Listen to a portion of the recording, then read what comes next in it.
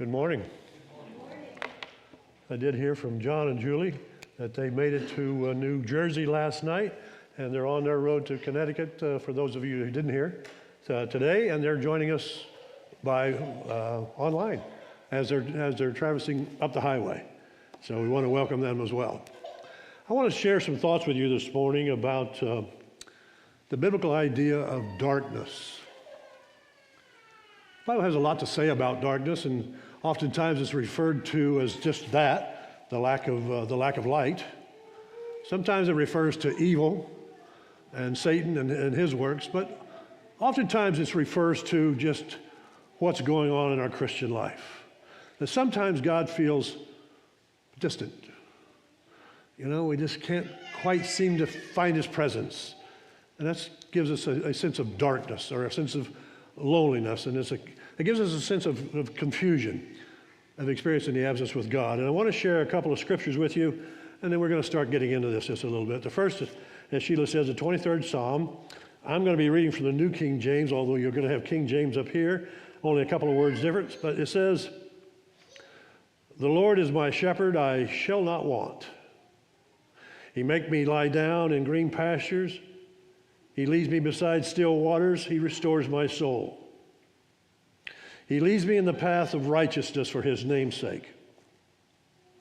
Yea, though I walk through the valley of the shadow of death," some translations say the darkest valley, "I will fear no evil, for you are with me. Your rod and your staff, they comfort me. You prepare a table before me in the presence of my enemies, and you anoint my head with oil, and my cup runneth over. Surely goodness and mercy shall follow me all the days of my life, and I will dwell in the house of the Lord forever." From the Old Testament, then the New Testament, the story that's familiar to all of us about Paul and Silas when they were in prison, in the middle prison, and they were singing and praying, and it was dark. Acts 16, 22 through 26. The crowd joined the attack against Paul and Silas, and the magistrates ordered them to be stripped and beaten with rods. After they had been severely flogged, they were thrown into prison, and the jailer was commanded to guard them carefully. When he received these orders, he put them in the inner cell and fastened their feet to stocks. About midnight, Paul and Silas were praying and singing hymns to God, and the other prisoners were listening to them. Interesting. So let's have a word of prayer, and then we'll start looking at this.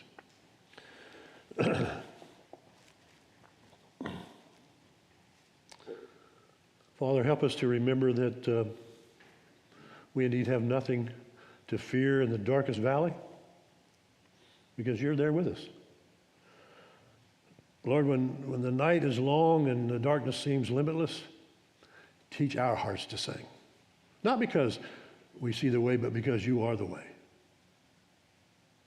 Give us a song for the silence that rises above our fear. Like Paul and Silas, let our prayers and our praise rise above the shadows. Make the darkness become holy ground where we meet you. Let us find peace and joy, not in the light, but in the nearness of you. Lord, teach us to sing in the darkness. In the name of the light of the world, our Savior, Jesus. Amen. It's an interesting topic. You think about the valley of the shadow of death or the darkest valley. I mean, that's pretty serious, right?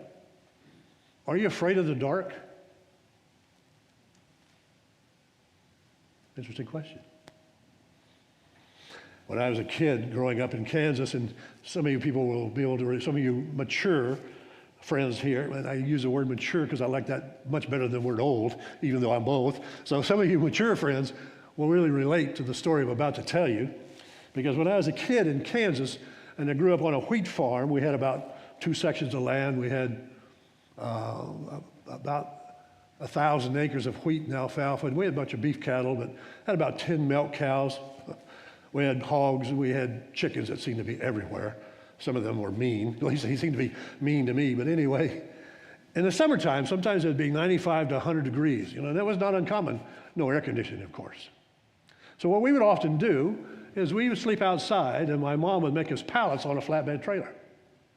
Right? We each had our own pallet on a flatbed trailer. And I remember laying on that flatbed trailer in the middle of the night, looking up at the sky and seeing all the stars, God's heaven right there. And in Kansas, you didn't really have any pollution. We didn't have forest to block the view. So you literally could almost have a 180-degree view of God's twinkling heaven. It was so beautiful. It was magnificent. And I remember seeing, the man and the moon. I never did see any men from Mars or women from Venus, but I did see the man and the moon a couple of times, I think. And once in a while, you'd see a shooting star. My mom would say, "Make a wish." And we'd all make a wish. And I think sometimes God gives us the dark so we can see further. Because the stars are there during the day, but we can't see them, right? But they're there. Sometimes we see in the dark things that we can't see in the light. God sees in the dark. So we have him to see for us.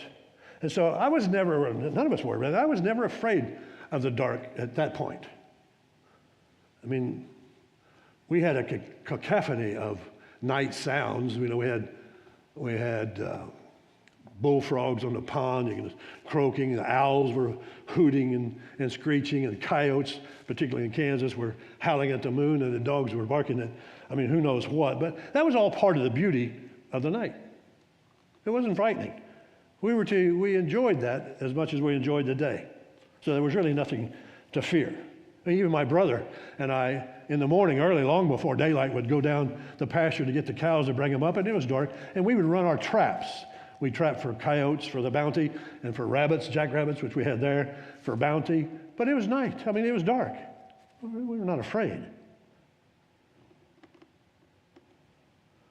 Darkness was as much a part of our life, I guess, as light was. So we didn't fear dark. Not then, anyway. I really learned how to fear dark when I went to an old tent revival. And I heard that preacher say and talk all about the demons and the devil and what they had planned for me. And and if I didn't walk down that sawdust path to that preacher and let him pray me out of hell into heaven, they were going to get me. And that scared me. And after a while, I became afraid of the dark. That changed my attitude about darkness, because my nightly walk to the outhouse after that were a lot different. Because I knew behind every tree you could see a shadow of a demon glistening on the snow. Or when I'd walk by our pig pen, which was right there, I'd hear them snorting and grunting. I knew those were demons in those pigs. It took on a whole new meaning, I'm not so naive to think that bad things don't happen at night, because they do. And the Bible even talks about evil things that happen at night. It says in Isaiah 5:20, how horrible it will be for those who call evil good and those who call good evil, who turn darkness into light and light into darkness. We so often associate night and darkness and that kind of stuff with other things that I think might be just a little bit unfair or maybe even prejudiced, because, how many times have you heard that, I think things back then were just, that was really tough. It was just kind of a dark time in my life. Not an uncommon phrase, right? Or, he's a great guy, but he's got a dark side. Or, I like her, but she's got a black heart. Phrases that we're all familiar with, right? 0 Dark 30, you all will remember that was the mission to get Osama bin Laden. Or the common phrase, particularly as it relates to our Christian life, a dark night of the soul, or the dark night of the spirit.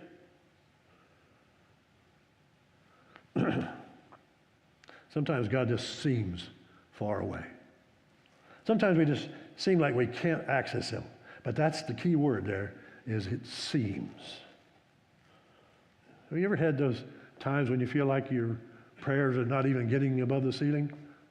Is it just me? Does anybody ever experience that, where it just feel like they're bouncing off the ceiling?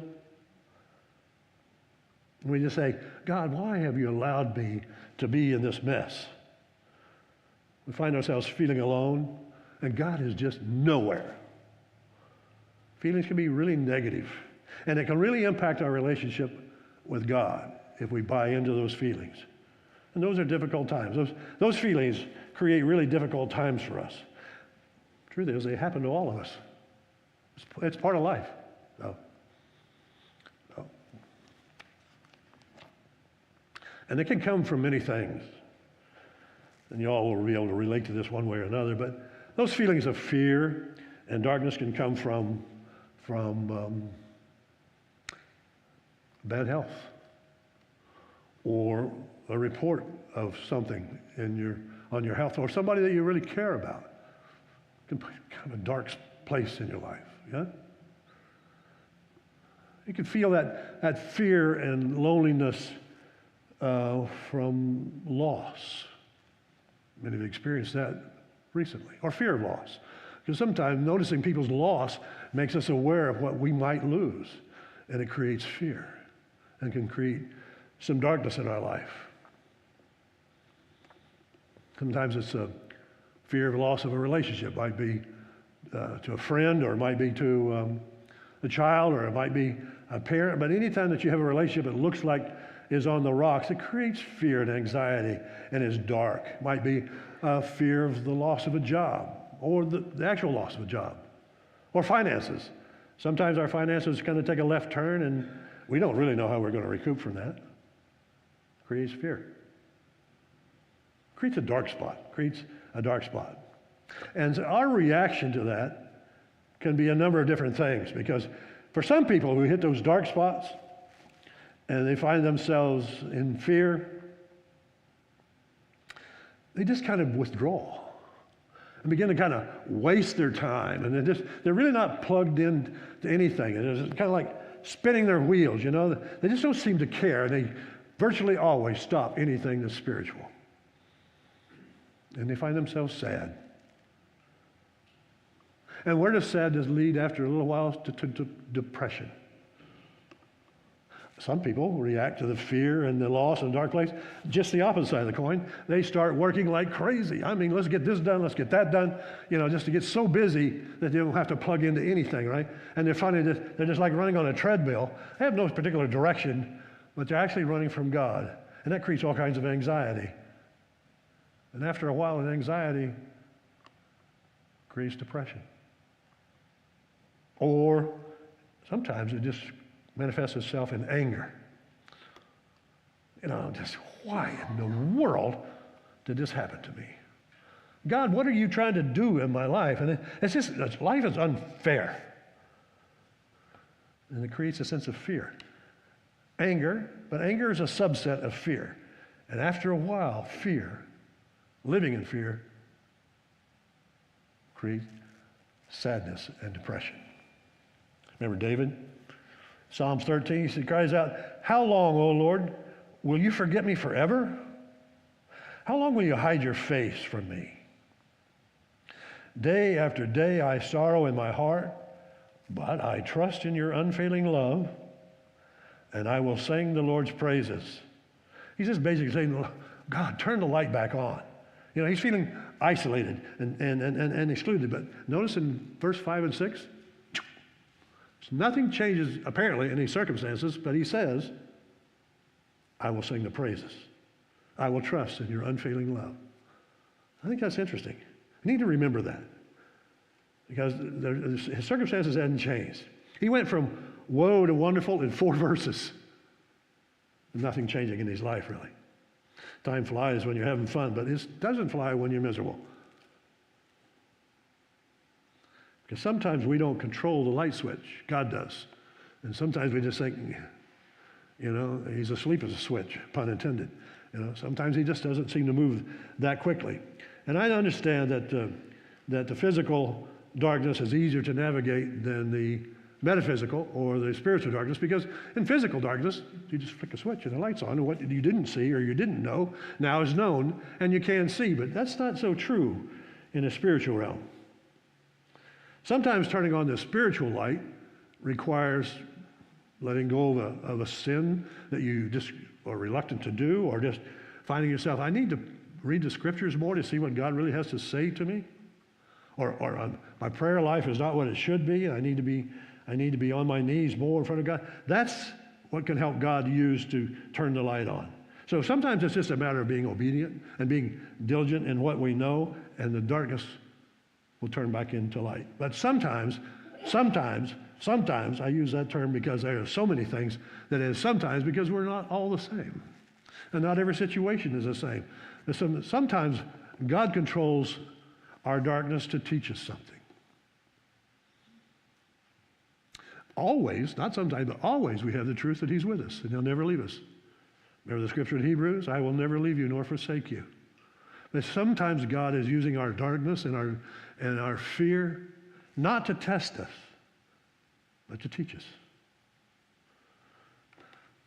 And sometimes, my friends, and you might know this, is that the darkest nights, because no one's immune to them, the darkest nights are often known by the most devoted followers.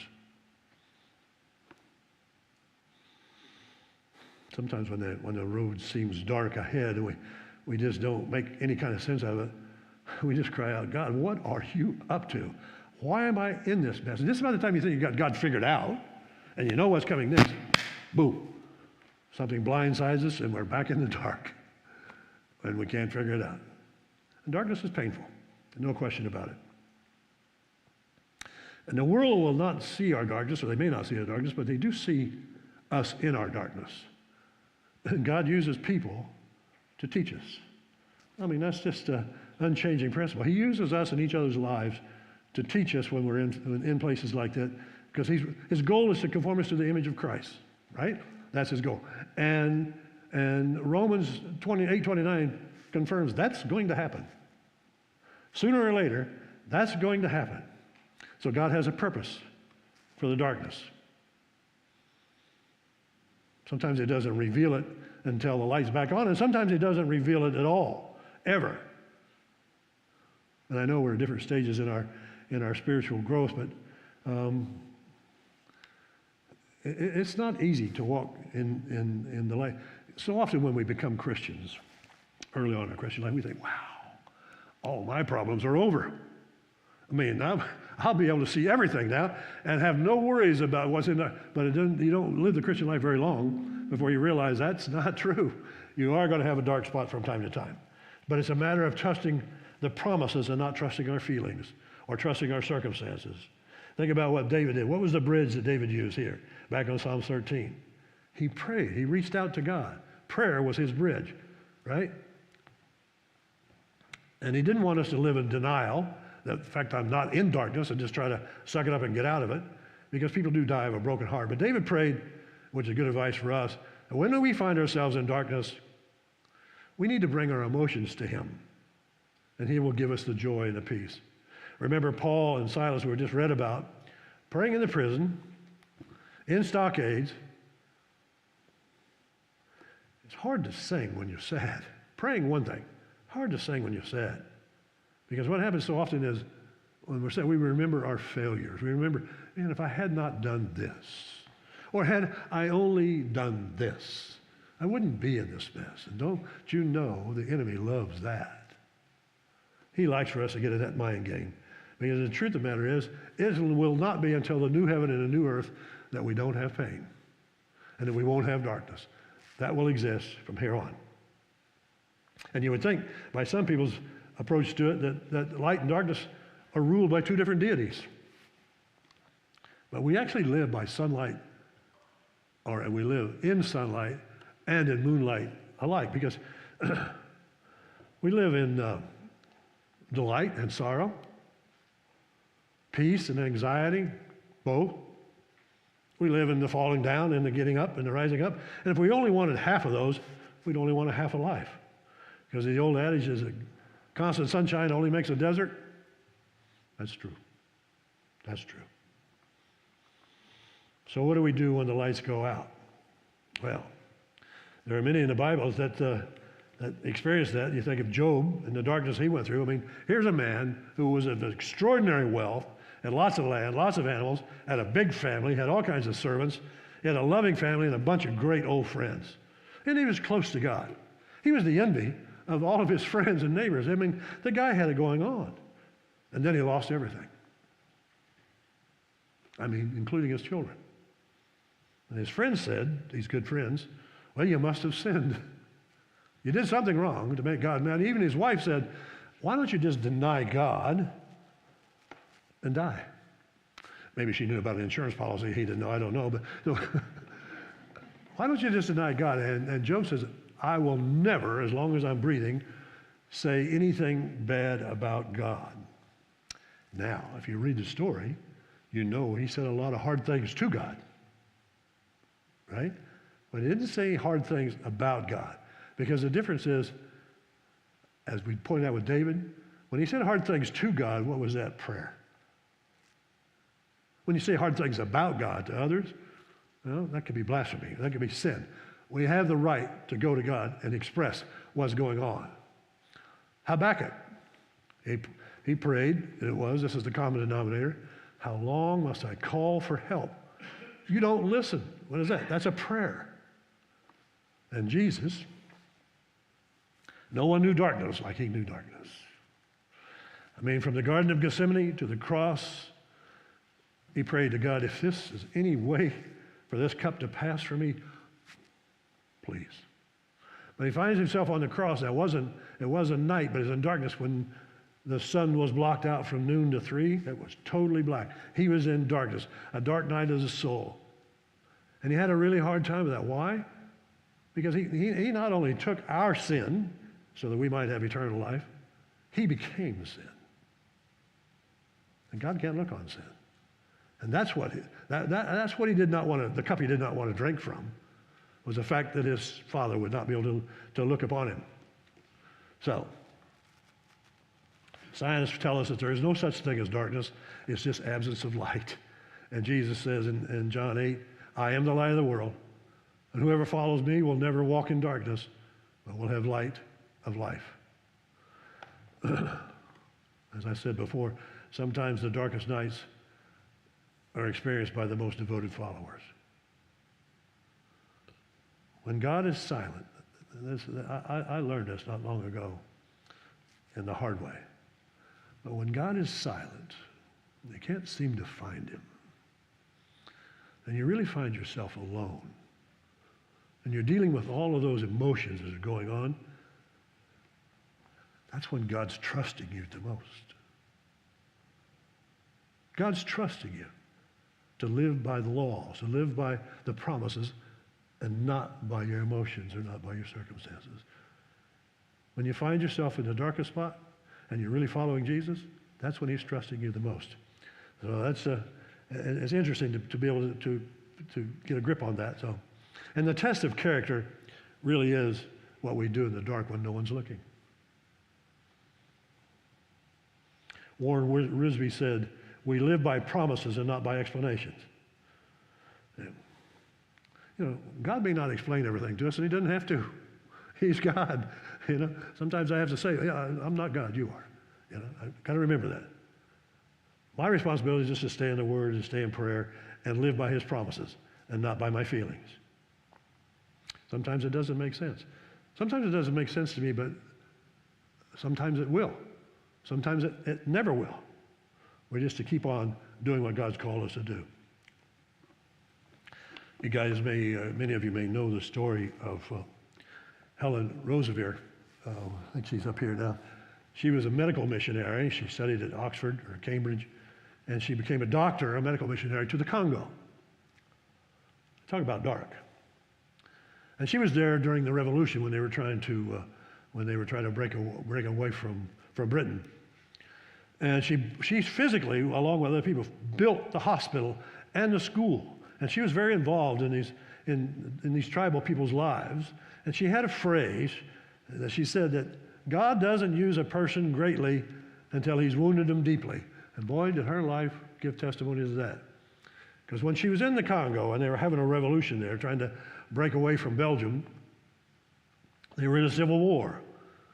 And they had many soldiers there, of which she passed up many of them. And because of her faith and her openness, you know, and her testimony for the Lord, a lot of them came to Christ. But they were raided one night by a hostile group, and they beat up a lot of soldiers, and they beat her with the butt of a rifle beyond belief and threw her in a shed. And they were going to kill her. But not until they were going to have their sport with her. And she heard that. She knew what was coming. And she cried out, God, why are you letting this happen to me? Then she heard a voice, clear as a day. Will you allow me to trust you in this circumstance, in this situation, even if I never tell you why? At that time, she said this great peace came over her, a calmness. Now, it all transpired. The pain was real. The humiliation of what they did to her was real, but it changed her ministry entirely. And she was able to reach out to the attacking tribes, and many of them became Christians because they said she's encountered more than anybody else. In fact, she got the nickname of Mama Luca after Luke the physician in the Bible. And she ministered to both sides tremendously. She suffered greatly, but she remained faithful. She materialized the scripture, Romans 8:29, to present your bodies as a living sacrifice, holy and acceptable to God. Because she said her abused body belonged to God anyway. She had given that to him. And she had a promise of a new one that was not going to have any scars on the inside or the outside. And she was able to rest in that. And she lived to be in her 90s. She died just recently, just a couple of years ago. Lived to be in her 90s. She wrote 11 books, spoke all over the world. But she always had this question for her audience. Will you allow me to trust you in this situation, the situation you're in, even if I never tell you, ever? Why?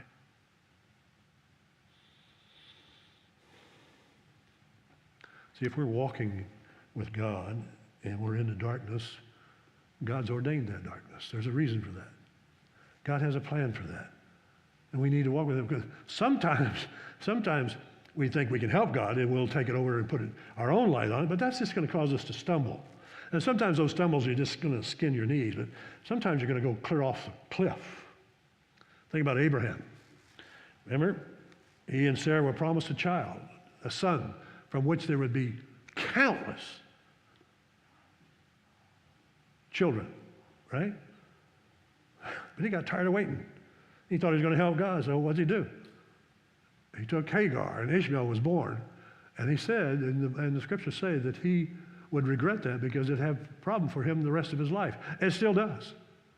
Because from Ishmael came all the Arabic nations that create problems even today. Moses, think about that. God said, I want you to help me free my people.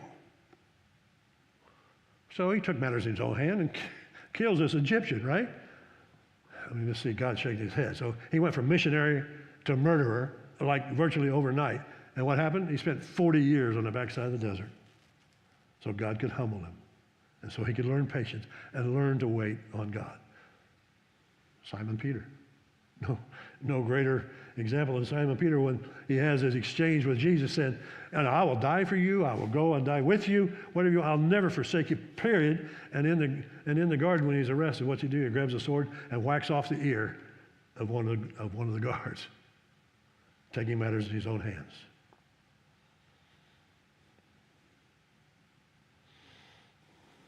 So often we feel like that when God is quiet and we're alone, if we think it's from some old sin, but it's not. I mean, it very well may not be.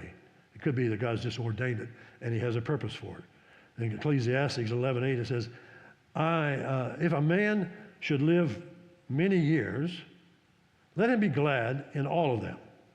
But let him remember the days of darkness, because they will be many. Jesus said, blessed are those who mourn, they will be comforted. David in the Psalm says, weeping may last all night, but shouts of joy will come in the morning. Again, Warren Risby says, live by the promises and not by the explanations. And sometimes God does good things at night. Think about that. He gave Moses the 10 Commandments at night. He parted the Red Sea at night. Manna came for 2 or 3 million people at night for 40 years. Jacob wrestled with an angel all night before he was blessed. Joseph had his dream at night. Angel of Bethlehem obviously came at night. Abraham gazed at the stars and saw the amount of his offspring was supposed to be. And then Paul and Silas, again, back to them in Acts 16, when you find them praying, yes, I can understand praying. Because we can do that, because that's so often about us. But singing, can you imagine being in that situation, in the middle of the prison, in total blackness, and singing? That's a whole new level of commitment. That's a whole new level of, because that's about worshiping God. It's not about themselves. So that's my prayer. The Lord, teach me to sing in the darkness. Joseph, he spent 13 years in the darkness in jail before God made him, gave him the position of chief of staff in Egypt so they could really help Israel. So whatever's happening to us, God has a purpose for it. We may argue with God, but good luck with that. But then there's the story of Horatio Spafford. Many of you may know that. It's a very interesting story.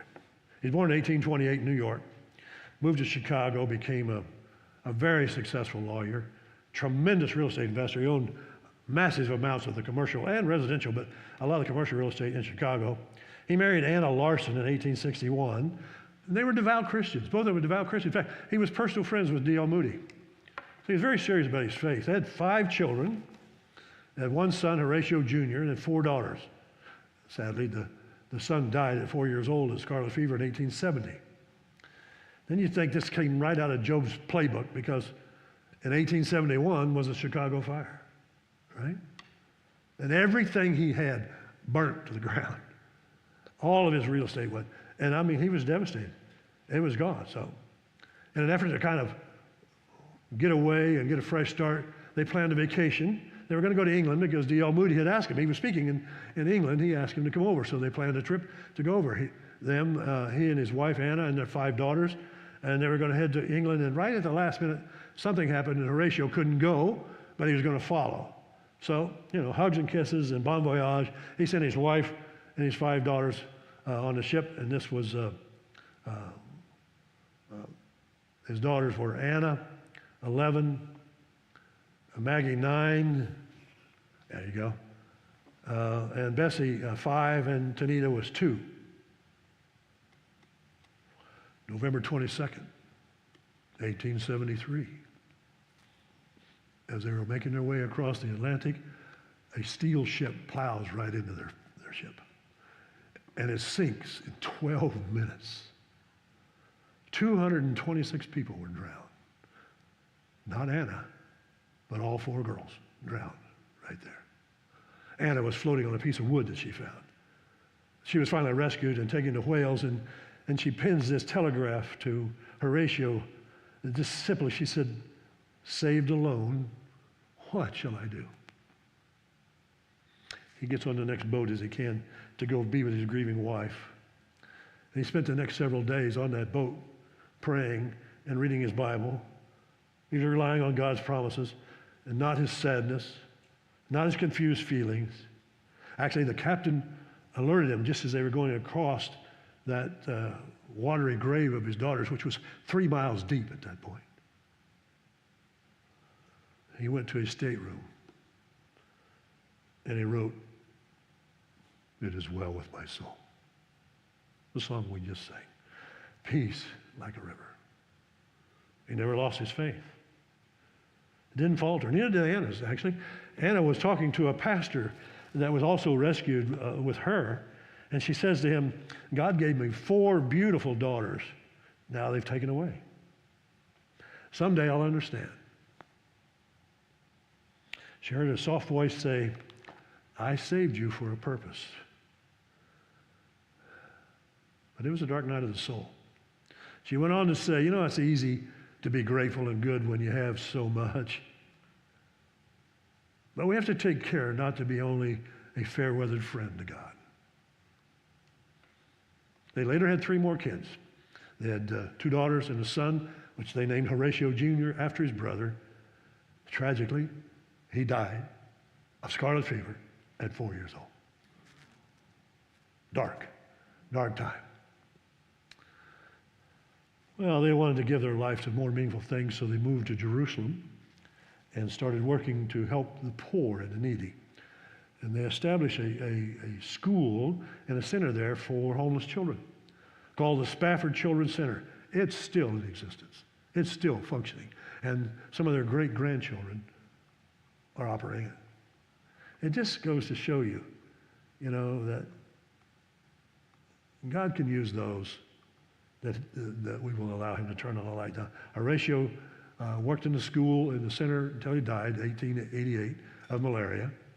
And Hannah did too. Not until 1923 did she die.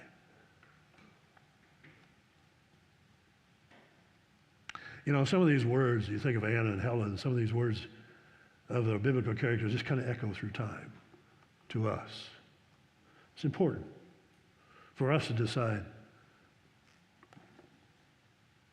are we going to be a fair-weathered friend to God, only when it's good? Or like Helen said,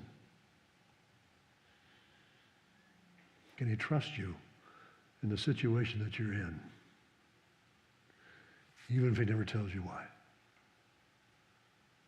That's my prayer for myself. It's my prayer for you. The Lord will teach us to sing in the darkness. Thank you.